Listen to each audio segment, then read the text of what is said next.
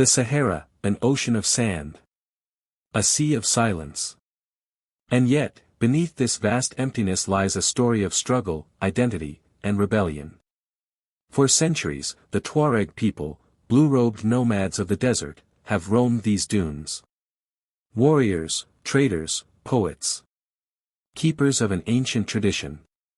But in the late 20th century, their world would erupt into chaos. This is the saga of the Tuareg rebellion.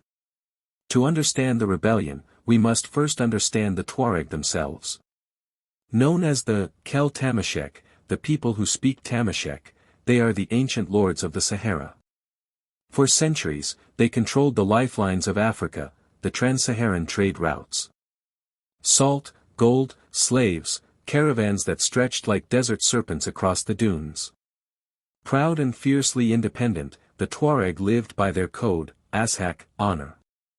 They wore indigo veils that stained their skin blue, earning them the name, Blue Men of the Desert. Their women, strong and free, held a unique place in society. Keepers of poetry, guardians of language. But the winds of change were blowing. In the late 19th century, strangers came from the north, the French. And with them came the first tremors of a storm that would never end. The French conquest of the Sahara was slow, bloody, and relentless. For the Tuareg, who knew every dune, every well, the desert was their weapon. In 1916, they rose in a great revolt, the Kayasan Rebellion. Led by A.G. Muhammad Ouattara Kayasan, thousands of Tuareg warriors swept through Niger and Mali, striking at French garrisons. For a moment, the desert belonged to its sons again. But the French retaliated with brutal force, machine guns, planes, scorched earth campaigns. Villages burned, wells poisoned. Tens of thousands died. The Tuareg dream of freedom was drowned in blood. From then on, the Tuareg lived under foreign rule, fragmented, humiliated, forgotten. And when Africa's map was redrawn in the 1960s, the desert was carved like a carcass. Mali. Niger. Algeria. Libya. Burkina Faso. No Tuareg state, only borders that cut through their world like blades. When Mali and Niger gained independence in 1960, they inherited vast deserts they did not control, and a proud people they did not understand. In Bamako and Niamey, black African elites ruled from lush river valleys, treating the Tuareg as backward nomads. Resentment grew like a desert thorn. In 1962, the first Tuareg rebellion erupted in Mali. Small, scattered uprisings swept through Kidal and Menaka. But the new Malian army, armed with Soviet weapons, crushed the revolt with unspeakable cruelty, burning herds, destroying wells, bombing camps from the air. Survivors fled north into Algeria and Libya.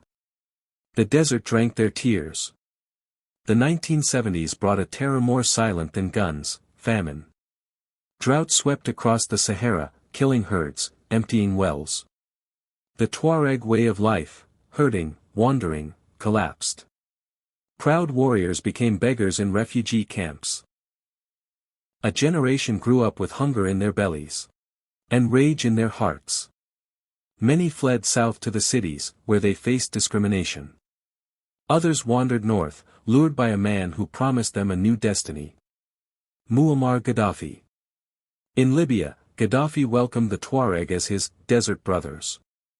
He trained them, armed them, filled their heads with dreams of a united Sahara.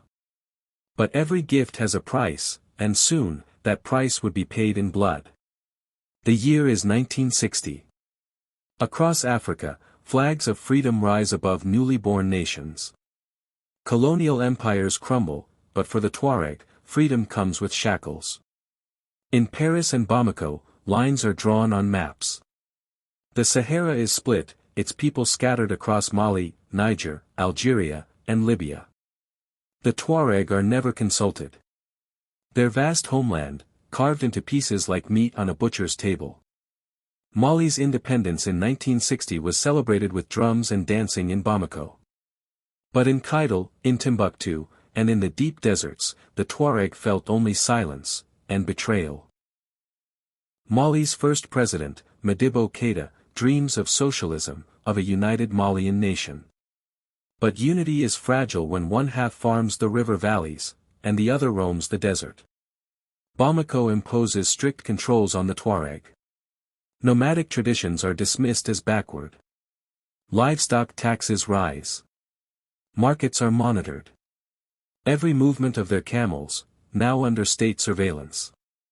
For a proud people of the Sahara, this feels like chains. In 1962, Mali disarms Tuareg fighters, an act that would ignite a spark, into fire. The flames of resistance ignite in the Adrar de Ifoghas mountains. Tuareg warriors, armed with rifles from forgotten wars, rise against the Malian army. For 2 years, guerrilla raids sweep the desert. The Malian army responds with brutal force, burning villages, poisoning wells, killing livestock. Thousands of Tuareg civilians flee into Algeria. The rebellion is crushed by 1964. The Malian state declares victory. But the desert never forgets. The years after the rebellion bring no peace. Only silence and slow death. Drought descends upon the Sahara in the 1970s. The rains vanish. The wells dry up. Herds die in the thousands, leaving bones scattered like forgotten prayers. Entire communities collapse. Starvation grips the land. Those who survive, flee. North to Algeria. East to Libya. And there, under the shadow of a man named Muammar Gaddafi, the Tuareg will find a new master, and a dangerous hope. In Tripoli, a revolutionary dreams of empire. Muammar Gaddafi sees himself as the king of Africa, the leader of the desert tribes. His eyes turn south, to the Tuareg. Gaddafi recruits thousands of Tuareg fighters into his Islamic Legion. He promises them wealth, weapons, and land. They believe him. They march into wars from Chad to Lebanon, carrying Libya's banner. But Gaddafi's dream will cost the Tuareg dearly. For when Libya's wars end, and the desert calls them home, they will return not as farmers or herders, but as soldiers. By the 1980s, Tuareg men return from Libya hardened, trained, and armed. They find their homes still barren, their people still abandoned by Bamako and Niamey. Anger simmers in the sands, and soon, it will erupt again. The Sahara is a land of silence. But in that silence now, whispers of war rise once more. The 1980s. Across the Sahara, a quiet storm brews. Tuareg men return home, not as herders, but as warriors. They have fought for Gaddafi in the burning sands of Chad. They have carried rifles in Lebanon, bled for battles that were never theirs. And now, they come back with scars, with weapons, and with rage. What awaits them at home? Empty wells. Dead pastures. Children with hollow cheeks. The governments of Mali and Niger offer nothing but neglect. For the Tuareg, hope is a dying flame. And so, they decide to light another fire. In hidden camps deep within the Sahara, the Tuareg gather. They speak of justice, of dignity, of land. But mostly, they speak of survival. In 1988, Tuareg ex-combatants formed the MPA, the Popular Movement for the Liberation of Azawad. Their dream, an autonomous homeland in the north, Azawad. Their method, rebellion. By 1990, the desert explodes. June 1990. Menaka, Mali. Under the cover of darkness, Tuareg fighters strike a Malian military post. The attack is swift, brutal. Dozens of soldiers fall. The Tuareg send a message: we are no longer your forgotten people. The Malian army responds with fury. Entire villages are accused of aiding rebels. The punishment is merciless. Civilians are slaughtered, wells poisoned, food stores burned. The desert drinks blood once more. From 1990 to 1995, northern Mali becomes a land of fear. The Tuareg rebellion rages, and the Malian state retaliates with iron fists. Entire communities vanish into refugee camps in Mauritania, Algeria, Burkina Faso. But the desert teaches patience. Even as guns speak, elders whisper, a day will come when peace returns. And for a brief moment, it does. 1996, Timbuktu. The flame of peace is lit. Thousands of weapons are burned in a massive bonfire. Mali and the Tuareg rebels sign an accord. Autonomy is promised. Integration into the army is offered. For the first time in years, silence returns to the desert. But promises in the Sahara are like mirages. Beautiful from afar. Deadly when pursued. The rebellion of the 1990s ends, but its embers still glow. Soon, the desert will burn again. And this time, the world will feel its heat. 2006, Mali. Tuareg rebels rise again under the banner of the Alliance for Democracy and Change. Why? Because the promises of 1996 have turned to sand. Autonomy never came. Roads remain unbuilt. Jobs remain a dream. The Tuareg feel betrayed, and betrayal breeds fire. At the heart of the rebellion is Ibrahim Ag Bahanga, a commander with the desert in his blood. He leads his men in lightning raids on Malian bases, seizing weapons, humiliating the army. The Malian government responds with warplanes and troops, but the desert is vast, and the rebels know every grain of sand. 2007, another peace accord is signed. The rebels agree to disarm. But like the mirage before, this peace shatters. Skirmishes flare in 2008. Bahanga refuses to lay down arms. The Sahara is restless. Then, something new slithers into the desert, something darker than rebellion. Al-Qaeda in the Islamic Maghreb, AQM.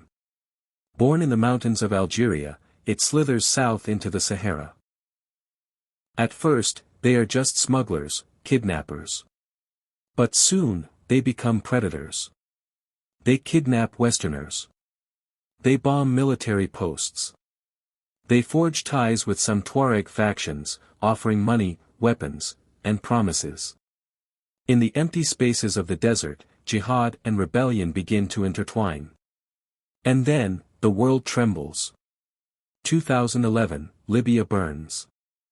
Muammar Gaddafi, once the king of the desert, is dead. From the ruins of Libya, the Tuareg seize a fortune in arms. Thousands of fighters, former Gaddafi mercenaries, flee south with trucks and guns. They do not come home as farmers. They come as warlords. The fall of Gaddafi will unleash a storm across the Sahel. Mali. Niger. Chad. None will escape. And the Tuareg? They are no longer just rebels. They are an army, carrying the seeds of a new war. January 2012. The desert erupts. From the ashes of Libya, Tuareg fighters return, battle-hardened, heavily armed, and ready for war. They rally under a new banner, the MNLA, the National Movement for the Liberation of Azawad. Their dream? Independence for the Tuareg homeland. The Malian army crumbles. Base after base falls. Soldiers flee south. Entire towns, Tessalit, Kidal, Gao, fall like dominoes. And then, chaos in the capital.